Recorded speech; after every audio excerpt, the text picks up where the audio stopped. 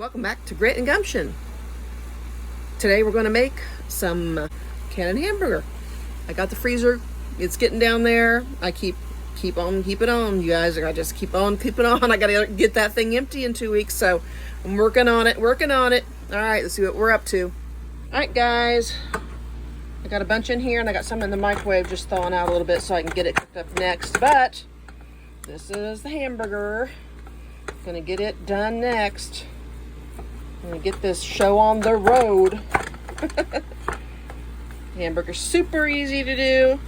Super easy to do. You can season it the way you like it. If you want to season it for a Mexican meal or an Italian meal, or if you want to just make it plain, or you want to make it for Greek food, or whatever you want, just add your seasonings that you like. Just don't ever add sage to it, because sage gets really bitter when you can it. So don't do that. Me, I usually just do some salt, maybe a little pepper, and sometimes I might put just a little bit of onion powder in there, or a little garlic powder, but a very small amount. So that's it for me. But I'm gonna get this cooking up, and I'll show you where it's at when I'm getting ready to put it in the jar. All right, I kind of chop it all like this direction, and then I turn my spatula and go this way. Kind of break it up into smaller pieces. It's a lot easier. It breaks down a lot easier that way into smaller pieces to put inside your jars.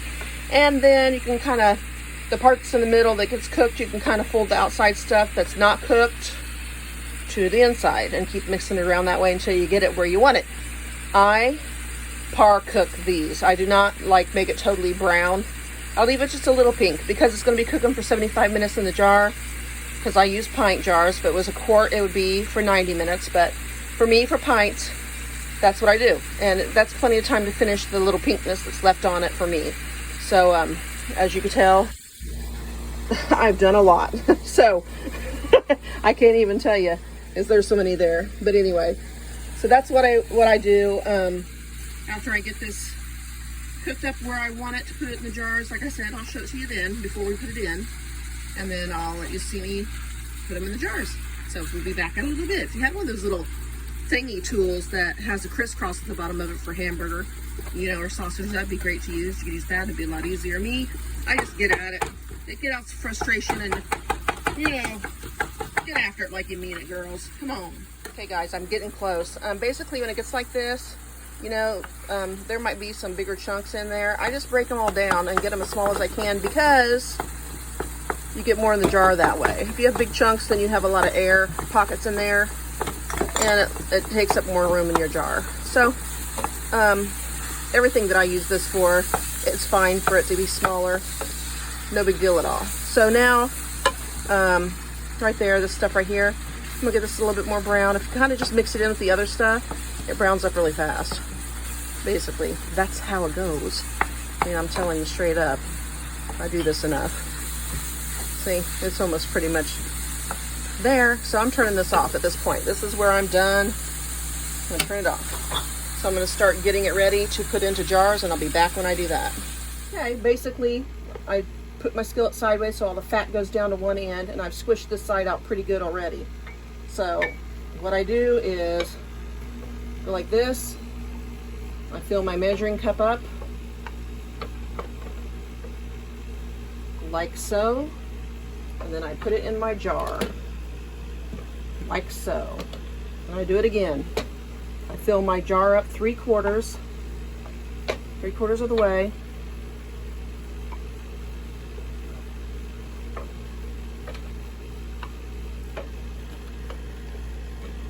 I get it like that. And then I kind of go like this and shake it down a little bit.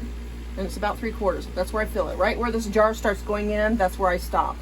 And then I fill it to this rim right here with hot water. So that's what I'm going to do next, after I get done filling all these jars. Okay, guys, I put some more hamburger in because my jars needed, I didn't have enough in the skillet, basically, I guess is what I'm saying. For the jars, I need to fill up my canner because I don't ever run my canner unless I got it full. If I got full, I find anything else to stick in there. So I thought I had more hamburger thawed out for this last one than I did. I don't know what I was thinking, but anyway, needless to say, I got that done. And I did pull out some brats. I'm going to can those too. If you guys don't know how to do that, I did a whole video on it here on Derriere's. I don't know, back in March, I think, or something like that. I don't know. But anyway, you can check that out too if you wanted to. These are getting close to being where they need to be. I'm going to break it down a little bit more. Kind of hard to do with one hand. But anyway, I'm going to get them broke down a little bit more, and then I'll get them in the jars and I'll show you. That is it. There's a little pink in there. That's where I draw the line. So I'm going to start getting rid of this fat, and then I'm going to start filling the jars. Should take no time at all. All right, I filled all my jars, and I have this knife here. This is what I use. I kind of go in there and go like this and get it down to where it's to that point. They're all about the same. Okay, and then I take the water and I start filling it up to the 1-inch headspace. Okay, do that on all of them. Thank goodness this is my last batch today so that I can get all these cleaned up, put on the shelf. Oh my gosh, what a job. It has taken a lot getting these done, but I find that it's a lot easier just to thaw it all out, how much you think you'll need for the whole day, and go from there. So, all right, there we go. Now, what I'm gonna do here is come back through with my knife again. I'm going to go down and debubble, debubble, debubble. Okay, debubble. See all those bubbles coming up? Debubble, debubble, debubble. All the way to the bottom. Okay, debubble, debubble, debubble, debubble. All the way around the sides, every which direction. Debubble. It leaves a little bit of fat on top, but you know what? I kind of like the fat there because I like a little flavor with my meat. So what we're going to do here is just fill it up just a little bit more to that top little spot. Didn't take much. They're all about perfect. Real close to it. And a little bit on this one. Okay, that's good enough. All right, I'm going to get some paper towel and I'm going to start cleaning those rims. This paper towel has white vinegar on it, and white vinegar cuts grease really well. So just go around the top, make sure it's clean really well. Then you can put your lid on top, fingertip tight, okay? After you get it on there fingertip tight, which it is right there, then I'm going to put it in the canner. I already have my water warm in the canner. You can see the steam coming off of it because my jar has got hot stuff in it. And after I put that water in there, the water's warm. That kind of brings the temperature down a little bit of the meat so that it meets pretty much where the water level is at its temperature. So you don't want to ever shock your jars or you'll break them, then you'll lose all your meat. So don't want to do that. I also put a little white vinegar. I put about, I don't know, a little less than 1/4 cup in my pots because then you don't have any calcium buildup on the outside of your jars. They don't come out all white.